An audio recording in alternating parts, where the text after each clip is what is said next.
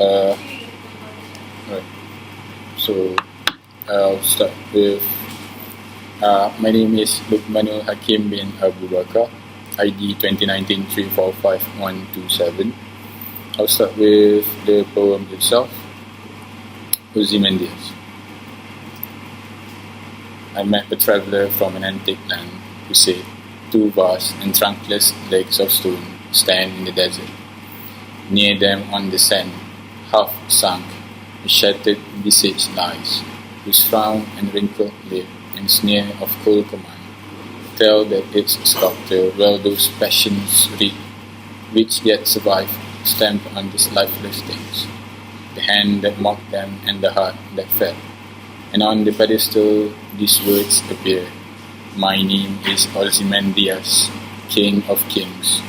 Look on my works, ye mighty, and despair. Nothing beside remains. Round the decay of that colossal wreck, boundless and bare, lone and level sands stretch far away. So basically, this poem was written by Percy Bysshe Shelley.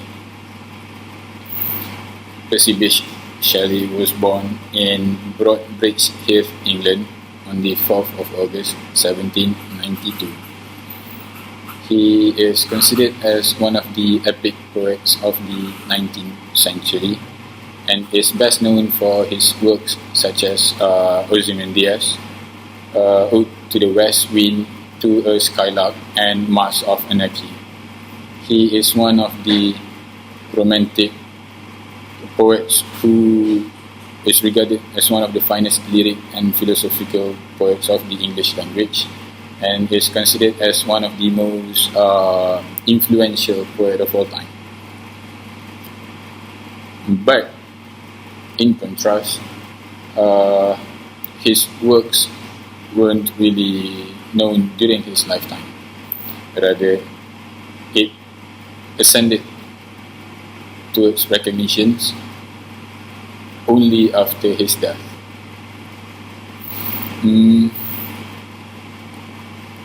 So Shelley attended Eton College and Oxford, where during his spell at Oxford University, Shelley wrote a 172-line poem printed in a 20-page pamphlet in support of the Irish journalist Peter Finity, who was imprisoned for libel after criticizing the British military operations in the Napoleonic War. He also wrote another paper in favor of atheism. Shelley is an avowed atheist, so this paper argues about the existence of God.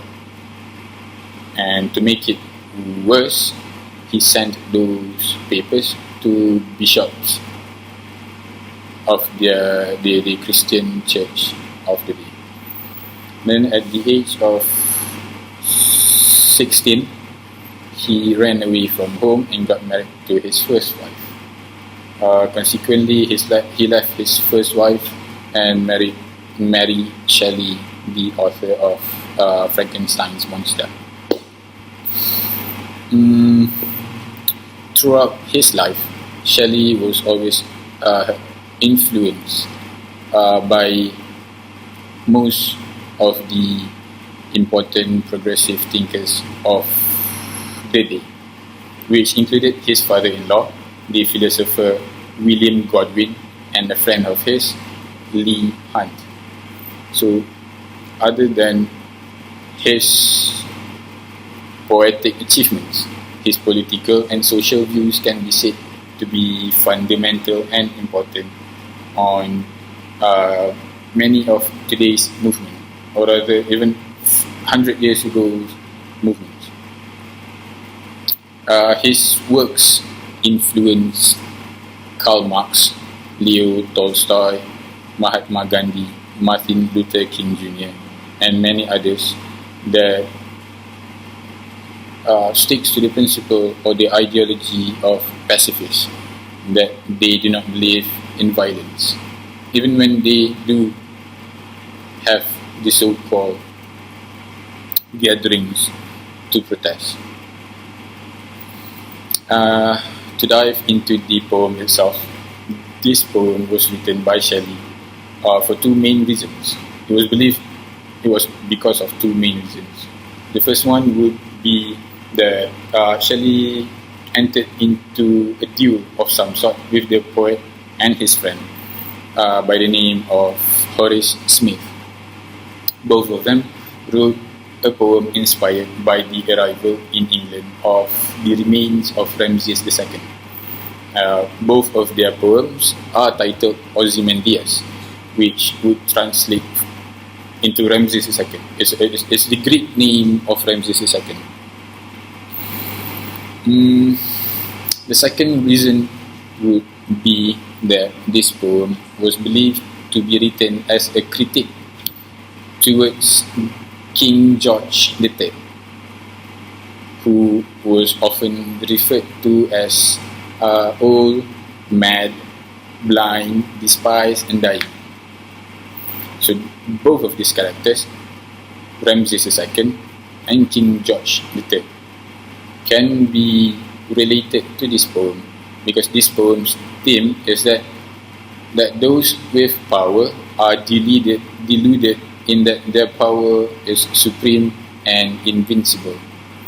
That King George III and Ramses II are too in love with themselves. That the powerful tend to think that they are all powerful and that their power would last throughout time, when it is apparent that nobody is ever really safe from time, and that nobody can ever escape time, and that even their all supreme and all powerful power wouldn't be able to save them from the eternal doom called death. So the structure of this poem, the form, structure, and language used in this poem can be said to be heavily influenced by the Petrarchan and Shakespearean form of sonnet. The original form of sonnet was first created by Giacomo de Lantini in the 13th century Italy, but it was made famous by Francesco Petrarca, who was a poet of Renaissance Italy. So basically, Petrarchan sonnet is a love poem from a man to a woman. It is in 14 lines.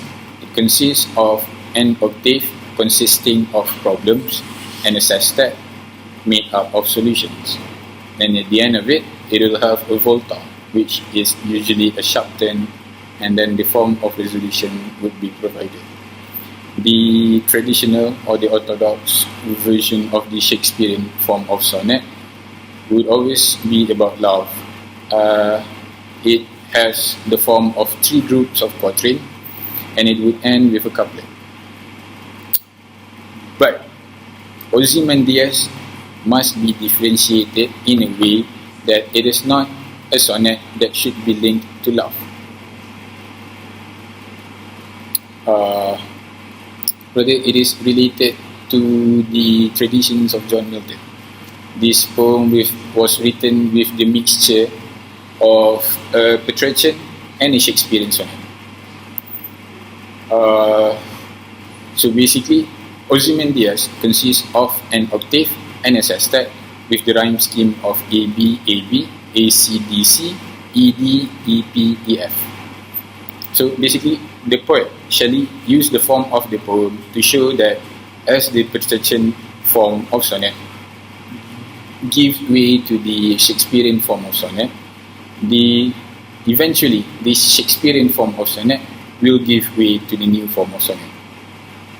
To relate this to the theme of the poem, it would be to say that nothing stays in power, no one stays in power, and that eventually everything will give way to new structures and people. It reflects in the way that power is not eternal, it will fade and change hands. Why I love this poem is that